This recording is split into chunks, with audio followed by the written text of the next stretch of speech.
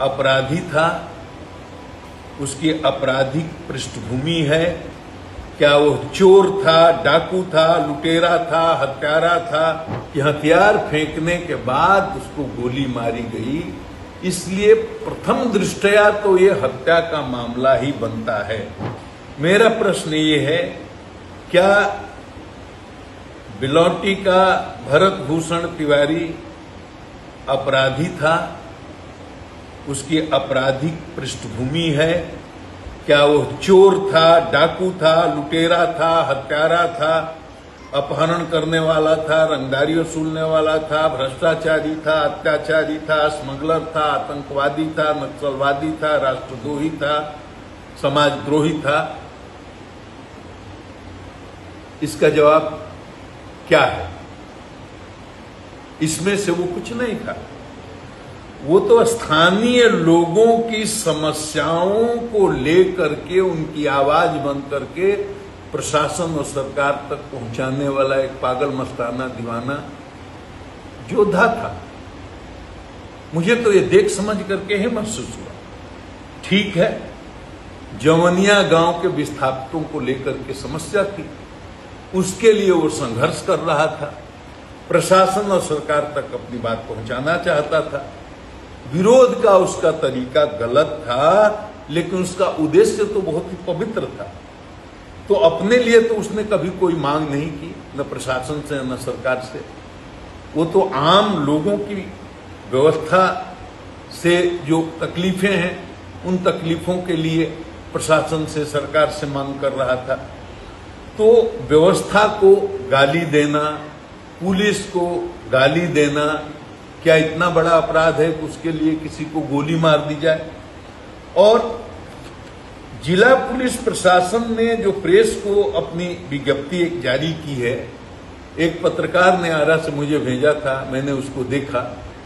उसमें भी ये नहीं बताया गया है कि एक बहुत बड़ा अपराधी था, उसमें ये बताया गया है कि वो मानसिक रूप से विक्षिप्त था।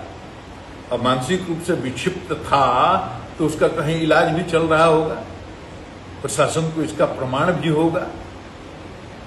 मुझे लगता है, जितना सोशल मीडिया का क्लिप मैंने देखा है, कि फ्रस्ट्रेशन के कारण इमोशनली अनबैलेंस्ड हो गया था। उसको चालू भाषा में आप विक्षिप्त भी कह सकते हैं। लेकिन एक बात है, उसे गोली क्यों मारी गई? मैंने उसके हाथ में रिवॉल्वर देखा, पिस्टल देखा, तो बताइए ये कौन सा हथियार है? उसके साथ कोई गिरोह नहीं था, कोई गैंग नहीं था, कोई अत्याधुनिक हथियार नहीं थे, अकेला था, एक पिस्टल थी। कितनी गोली उसके पास थी, उससे कितनी गोली बरामद हुई?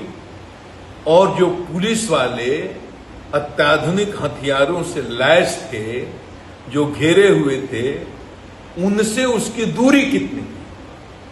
मुझे तो देखने से लगता है 200 मीटर से ज्यादा की दूरी पर थे ये लोग। और किसी भी पिस्टल की मारक क्षमता कितनी दूरी तक होती है? अगर वहां से वो गोली भी चलाए तो क्या 200-250 मीटर की दूरी पर जो पुलिस वाले खड़े हैं, वो गोली उनका नुकसान कर पाएगी? तो जो पुलिस के लोग हैं, जिनकी ट्रेनिंग हुई है, जिनका प्रशिक्षण हुआ है, वो इस बात को अच्छी तरह जानते हैं कि 30 मीटर तक ही उस गोली की मारक क्षमता होती है, इससे ज्यादा नहीं। तो कौन सा खतरा था? और खतरा अगर मान ले भी कि था, तो उसने हथियार फेंक दिया, उसने सरेंडर किया, उसने ये भी कहा कि हमारे साथ कोई छल नहीं होना चाहिए। अब जब तक उसके हाथ में पिस्तौल थी, तब तक हम खतरा मान भी लेते हैं। आप सेल्फ डिफेंस में गोली चलाते तो चलिए, एक बहाना भी था। लेकिन जब उसने हथियार फेंक करके आत्मसमर्पण कर दिया, निहत्था हो गया, तो ऐसा कौन सा खतरा पुलिस बल पर आ गया कि अत्याधुनिक हथियारों से उस पर गोलियों की बौछार की गई, उससे गोली लगी? तो ये क्या है? राइट ऑफ प्राइवेट डिफेंस ये है क्या? कानून को जानने वाले ये बताएंगे। तो ये प्रश्न उठता है कि हथियार फेंकने के बाद गोली किसने चलाई?